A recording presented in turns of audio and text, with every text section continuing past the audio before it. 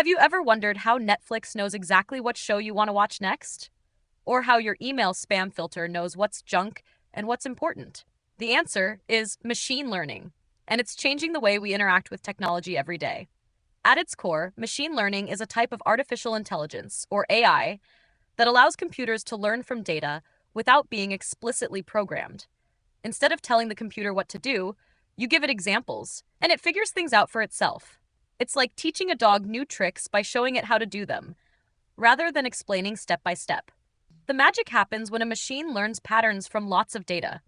For example, if you show it thousands of pictures of cats and dogs, it starts to understand the difference. Over time, it becomes so good at recognizing these patterns that it can even identify new pictures of cats or dogs that it's never seen before. But machine learning isn't just about recognizing images.